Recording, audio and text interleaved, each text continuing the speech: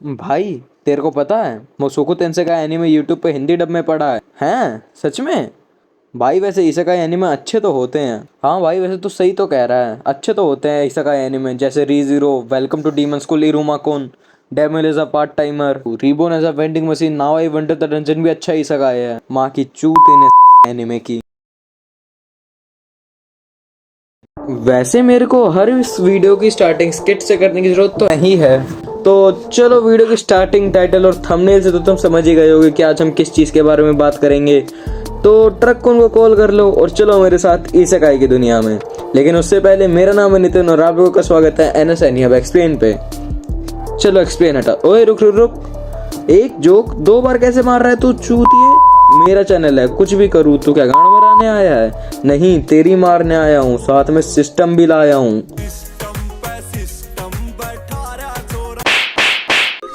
भाई ज्यादा दर्द हो रहा है क्या? नहीं यार, चल वीडियो चालू करते हैं। देखो यार, इस वीडियो में ना चार सेगमेंट होंगे, जिसमें मैं 8 इसेकाई को रिव्यू स्लैश रोस्ट करूंगा। मतलब रिव्यू ही करूंगा मेनली, रोस्टिंग तो होगी नहीं मेरे से। देखो यार, इस सेगमेंट में ना दो एनिमे रखे हैं, एक स्वॉर्ड आर्ट ऑनलाइन और एक no game no life. No game no life का एक सीजन आया है और स्वॉर्ड आर्ट ऑनलाइन का एक सीजन से ज़्यादा देखने की ज़रूरत नहीं है। इन दोनों ही एनिमे में ना बहुत ज़्यादा सिमिलैरिटी है। दोनों गेम पे बेस्ड हैं, दोनों के अंदर भाई बहन है ना? हाँ, स्वॉर्ड आर्ट ऑनलाइन में भी थे। हाँ, भाई बहन है दोनों में, और दोनों में बहन भाई को प्यार करती है और आखिरी में पता चलता है कि वो दोनों असली भाई बहन है भी नहीं। और स्वॉर्ड आर्ट ऑनलाइन ना मेनली फेमस है अपने बजर्क के रेफरेंस को लेके। देखो, दोनों में क्या नाम है, ब्लैक स्वॉर्डमैन है, दोनों में क्या नाम है, बंदियां चौधरी उसके सामने ही। दोनों ने बाद में उठ के, नहीं दोनों ने तो नहीं, फिर स्वॉर्ड आर्ट ऑनलाइन के बंदे ने वापस उठ के मार दिया उस बंदे को। गट्स अब तक बस सफर ही कर रहा है। कब खत्म हो गया यार गट्स की सफरिंग? पता नहीं यार क्या हो रहा है। और नो गेम नो लाइफ में मैंने पहली बार ऐसा बंदा देखा था जो गुड लुकिंग भी है, स्मार्ट भी है, मैनिपुलेशन भी नहीं करता, लेकिन मैनिपुलेट करता है कभी कभार, और आखिरी में लड़कियों को मोलेस्ट करता है। पता नहीं क्यों करता है, लेकिन हाँ, वो मोलेस्ट करता है। वैसे इन दोनों इनमें से मेरे को बस इतने ही जोक्स याद थे, और मेरे को याद आ नहीं रहे हैं जोक्स। 1 साल पहले लिखे थे, अब तो मेरे को वो नोटबुक नहीं मिल रही कहाँ पे लिखे थे मैंने इसकी स्क्रिप्ट। और चलो फिर ये सेगमेंट इतना ही रखते हैं। बहुत छोटा सेगमेंट है, शायद से एक मिनट का ही है, 1 मिनट 40 सेकंड का कुछ ही होगा ये। तो अब हम बढ़ते हैं अपने अगले सेगमेंट पे। तो दूसरा सेगमेंट अच्छे इसेकाई, इसमें मैंने 2 एनिमे रखे हैं। पहला एमिनेंस ऑफ द शैडो और दूसरा मोसोकु टेंसेई। ये दोनों एनिमे बहुत ज़्यादा फेमस हैं, इन्हें कौन नहीं जानता है। एमिनेंस इन द शैडो का तो क्रेज चला था एक बारी में, बहुत अच्छा ही चला था जब वो आया था ना, सेकंड सीजन 2023 में। इतना अच्छा क्रेज चला था उसका, मैंने एक 1-2 दिन में दोनों सीजन खत्म करे थे उसके। और मोसोकु टेंसेई के बारे में तो क्या ही बात करें, इसमें तो है ही बहुत सारे गट्स। नहीं, वो वाला गट्स नहीं, हिम्मत वाला गट। इसने दूसरा सीजन का पहला पार्ट सेक्स पे बिता दिया, और दूसरे सीजन के दूसरे पार्ट में इन्होंने फादर्स डे वाले दिन एक ऐसा एपिसोड निकाला जिसे देख के मैं अब तक इन्हें माफ नहीं कर पाया हूँ। बहुत गलत किया तुमने ये। If you know then you know, ये वाला मीम मार के तो मैं एनिमे इंटेलेक्चुअल बन गया हूँ ये। वैसे एमिनेंस इन द शैडो के साथ तो बहुत ज्यादा अपमान भी हुआ है ना उसका। तो अभी ये जो 2023 का एनिमे ऑफ द ईयर चल रहा था क्रंची रोल का, भाई उसे नॉमिनेट तक नहीं किया बेस्ट फैंटेसी में। क्या यार, विलन क्या नाम है, एनिमे क्रंची रोल्स के एनिमे अवार्ड्स बहुत बेकार थे, मतलब हद बेकार। अगर हम बात करें एमिनेंस इन द शैडो की, तो उसका मेन कैरेक्टर बैटमैन ही है पूरा। पहले लड़की को बचा रहा था, ट्रक उनसे मिल गया, फिर दूसरे वर्ल्ड में वर्ल्ड को बचा रहा है, तो वापस से वो अपने वर्ल्ड में आ गए सेकंड सीजन में। वो उसकी फेवरेट लाइन है, आई एम एटॉमिक। वो शायद से आई एम बैटमैन बोलना चाहता होगा, एटॉमिक निकल जा रहा होगा कॉपीराइट की वजह से। कैसा लगता कि सिड कागिनो बोल रहा है आई एम वेंजेंस। सिड कागिनो हर एक अटेंशन सीकर को अटेंशन देता ही नहीं है, वो चाहता है मैं बैकग्राउंड कैरेक्टर बनूं। और कौन सा बैकग्राउंड कैरेक्टर इतना क्लीसेड होता है? ऐसा बैकग्राउंड कैरेक्टर जिस पे हर एक बंदी मर रही है, लिटरली मर रही है, उस पे हर एक बंदी लिटरली मर रही है। सिड कागिनो की बहुत सारी फेवरेट हॉबीज हैं, जैसे लड़कियों के दिलों में आग लगाना, लड़कियों का दिल चुराना, और पैसे चुराना साथ ही साथ पूरे शहर को उड़ा देना। बहुत सारी उसकी फेवरेट हॉबीज हैं और अलग अलग टाइप की उसकी फेवरेट हॉबीज हैं। पता नहीं क्या है इस कैरेक्टर में, नॉर्मल ऐसा का मेन कैरेक्टर क्यों नहीं हो सकता ये यार। चलो अब इसकी बात बंद करते हैं और अब आते हैं मोसोकु तेंसेई पे। जब भी मैं मोसोकु तेंसेई की मेन कैरेक्टर की पास्ट लाइफ देखता हूँ ना, मेरे को लगता है मैं बड़ा होकर सेम ऐसा ही बनूंगा। दिन ब दिन मेरा वेट बढ़ रहा है, मेरा कौन एडिक्शन बढ़ रहा है। मेरा कौन एडिक्शन अब इतना स्ट्रॉन्ग हो चुका है ना कि साइतामा, गोकू और जेनोसामा एक साथ अटैक करें तब भी मेरा कौन एडिक्शन जीत जाएगा। इतना स्ट्रॉन्ग हो चुका है अब। और क्या नाम है, मेरे धीरे धीरे सारे दोस्त भी छूट रहे हैं। मैं अब कोई किसी से बात भी नहीं करता। मैं क्या मतलब अगले जन्म में मैं रूडियस बनूंगा। हाँ मजा तो आएगा। मोसोकु तेंसेई के ना हर सीजन का एक स्पेसिफाइड ऑब्जेक्टिव होता है। जैसे पहले सीजन का था क्या नाम है, अपने पैसे कमाना, क्या नाम है, सिल्वी को अपने साथ एक अकेडमी लेके जाना, और बीच में ये बंड खराबा हो गया। फिर सेकंड सीजन के सेकंड पार्ट का था अपनी माँ को ढूंढना, और सेकंड सीजन के पहले पार्ट का था अपना शेर खड़ा करना। नाइस, ये भी कोई ऑब्जेक्टिव है यार सीजन बनाने का। यार इसका एक स्पेसिफाइड सीजन पूरा फोन पे डेडिकेटेड है, तब भी इसका हेंटाई नहीं मिलता है। किसी वेबसाइट पे चेक कर लो, हाँ भाई तो अभी भोग ले। तो जैसे कि मैं बात कर रहा था कि इसका हेंटाई नहीं मिलता है, लेकिन उसकी जरूरत भी नहीं है। तुम यूट्यूब पे जाके अपने आप देख सकते हो इसके चैनल पे। मोसोकु तेंसेई का हेंटाई मिले ना मिले, लेकिन ये एक चीज में तो कभी वो पीछे नहीं हटता है, हमें एंटरटेन करने में। इसका हर सीजन एंटरटेन करने से पीछे तो बिल्कुल नहीं हटता। पहले सीजन में अच्छी एनिमेशन, अच्छी स्टोरी लाइन और अच्छा एक्शन देख के मजा सा आ गया था। दूसरे सीजन में अच्छी कॉमेडी, अच्छा स्टाइल और एनिमेशन देख के और मजा आया था। और एक नई कैरेक्टर भी इंट्रोड्यूस हुई थी दूसरे सीजन में, जिसे अच्छा लग रहा था देख के। और उसके सेकंड पार्ट में इतना अच्छा एक्शन दिखाया है, और साथ में 2-3 शादियां भी रूडियस की, है ना। और फैमिली ड्रामा तो देखने को मिला ही है। और अब इन दोनों एनिमे की बात में यही खत्म करते हैं और बढ़ते हैं अपने तीसरे सेगमेंट पे। तो तीसरे सेगमेंट में मैंने 2 एनिमे रखे हमेशा की तरह, और इस सेगमेंट का नाम है अच्छे बट बेकार नाम के इसेकाई। पहला है that time I got reincarnated slime, और दूसरा है that time I got reincarnated seventh prince so I can take my time to perfect my magic abilities. ये कोई नाम है भाई रखने का? बोलते बोलते ये आदमी मर जाए। और एक सेंटेंस में इसका 3 बार नाम लेके देखो, 1 मिनट का हो जाएगा वो सेंटेंस। वैसे ये दोनों एनिमे बहुत ज्यादा अच्छे हैं, लेकिन इनके नाम ही इनकी सबसे बड़ी दिक्कत है। स्लाइम वाला एनिमे तो बहुत ज्यादा ही अच्छा है। देखो व्यूक का फेवरेट है, उसका लोगिनियन का फेवरेट है, मेरा भी फेवरेट है, और मेरे 3-4 दोस्तों का भी फेवरेट है, और बहुत लोगों का फेवरेट है ये। इसकी इतनी पॉपुलैरिटी है कि इसका हिंदी डब यूट्यूब पे लाना पड़ा, वो भी फ्री में, जिसका हर दिन एक नया एपिसोड आ रहा था हिंदी में।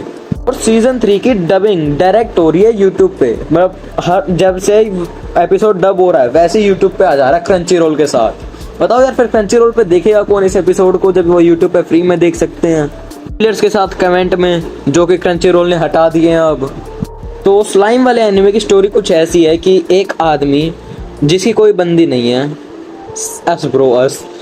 वो अपने दोस्त की बंदी से मिलता है। वापस से सेम हो रहा है यार ये तो। हमारा मेन कैरेक्टर अपने दोस्त और उसकी बंदी से मिलता है, तभी एक सीरियल किलर आके उसे चाकू घोंप देता है। ऐसा इसेकाई जो अच्छा भी है, जिसका नाम बेकार है, और उसमें ट्रक्कुन नहीं था। वाह यार। और वो जो डिमांड करता है एक सिस्टम उसे वो पावर दे देता है, और फिर वो रीइंकार्नेट होता है अपनी सेकंड लाइफ में, जिसमें वो बनता है एक स्लाइम, और अपनी पावर गेन करता है। फिर अपना एडवेंचर्स करता है, एक विलेज बनाता है, और कुछ बंदों को भी हराता है, फिर एक डीमन लॉर्ड बन जाता है। यही इसकी स्टोरी है। मतलब आगे भी आ रही है और कुछ, तो मैं देख नहीं रहा हूँ सीजन 3 अभी तो।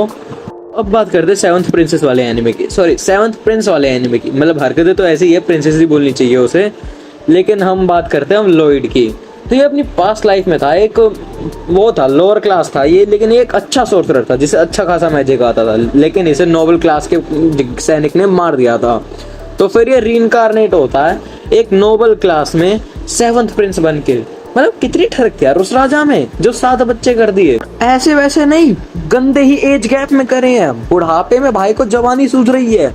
इस एनिमे में कुछ बुरा था नहीं, लेकिन तब भी इसका पता नहीं ऐसा मन नहीं करा था इसे पूरा देखने का। मैंने बीच में 2 बार ड्रॉप किया है और इसे वापस चालू किया है, शायद इसलिए क्योंकि इसका मेन कैरेक्टर एक बहुत ज्यादा ही छोटा बच्चा है।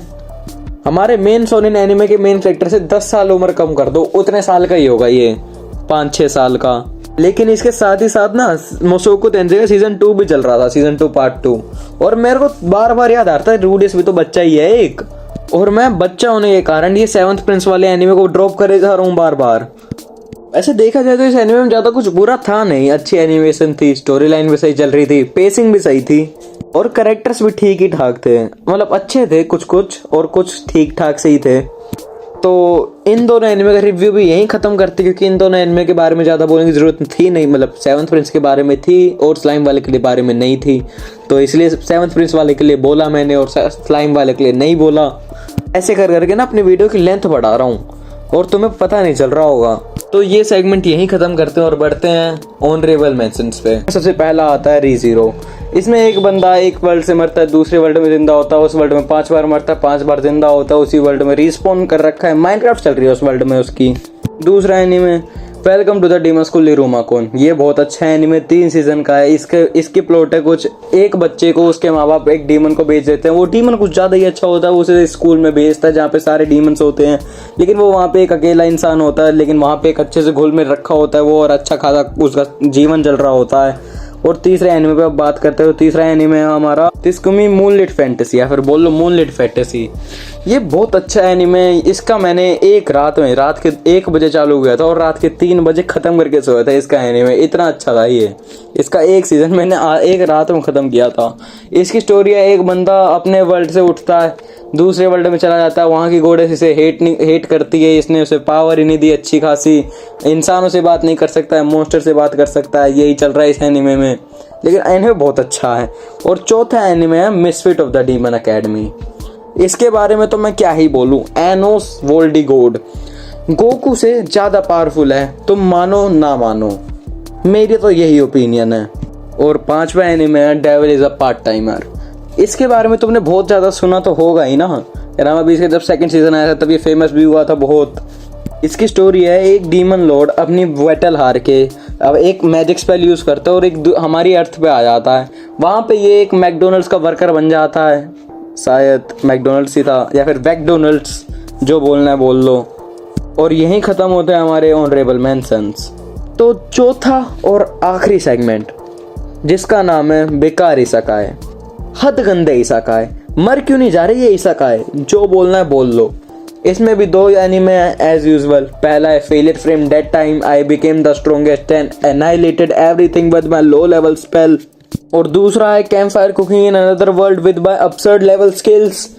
क्यों है ये दोनों एनिमे, मतलब एक टाइम के लिए कैंप फायर वाला एनिमे ज़्यादा ठीक ठाक सा है, होलसम सा एनिमे है, चल जाता है। ये फेलियर फ्रेम, इसकी स्टोरी बेकार, इसकी एनिमेशन बेकार, इसकी कैरेक्टर्स बेकार, मतलब एक गोडेस है एज यूजुअल जो अपने मेन कैरेक्टर को हेट कर रही है क्योंकि ये मर के इस साइड आ गया और ये वीक है। हमारा मेन कैरेक्टर क्या नाम है बहुत ज़्यादा ही वीक है, तो उसे क्या नाम है हीरोज़ के लिस्ट से डिस्कार्ड कर दिया गया है। मतलब ऐसे सुनी सी नहीं लग रही है इसकी स्टोरी। हाँ मैंने शायद से एक एनीमे देखा था ऐसा same, rising of the shield hero नाम से, है ना, तुमने भी देखा होगा। और ये कैंप फायर कुकिंग वाला, इसमें भी same rising of the shield hero वाली स्टोरी चल रही है। हमारा मेन कैरेक्टर रीबोर्न होता है। रीबोर्न क्या होता है, इसे बुलाया जाता है अपने वर्ल्ड से इस वर्ल्ड में। इसके पास पावर होती है कुक करने की, इसके पास है माइनक्राफ्ट के स्टीव वाली इन्वेंटरी की पावर, कुछ भी स्टोर कर सकता है उसमें। तो ये खाना बनाता है जंगल में मॉन्स्टर्स के साथ और मॉन्स्टर का मांस यूज करके।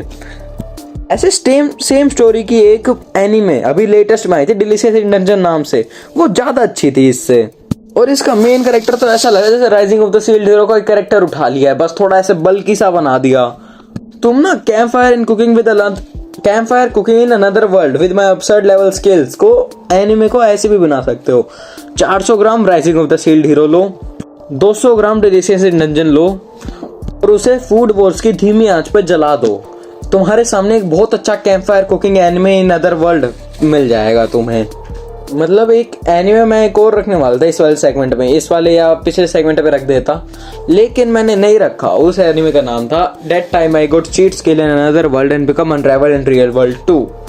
इसकी स्टोरी अच्छी थी इसलिए मैंने दोनों में ही नहीं रखा। मतलब तीसरे सेगमेंट वाले के एनिमे की भी स्टोरी अच्छी थी, लेकिन इस वाले की इतनी भी अच्छी नहीं थी कि मैं उस वाले सेगमेंट में रख दूँ इसे स्लाइम वाले एनिमे के साथ, और इतनी बुरी भी नहीं थी कि इसे मैं फेलियर स्ट्रीम के साथ रख दूँ, तो इसलिए मैंने इसको लिया ही नहीं। मतलब इसे ऑनरेबल मेंशंस में डाल देना चाहिए था, लेकिन उस टाइम याद नहीं आया मेरे को, तो अभी बता दिया मैंने तुम्हें। और हम ख़त्म करते हैं अब चौथा सेगमेंट, यहीं पे ख़त्म कर देते हैं क्योंकि वीडियो भी बड़ी हो रही है और कौन ही देखेगा ऐसे चैनल की इतनी बड़ी वीडियो जिसके सब्सक्राइबर्स भी नहीं हैं। तो वीडियो यहीं ख़त्म करते हैं एंड पीस आउट।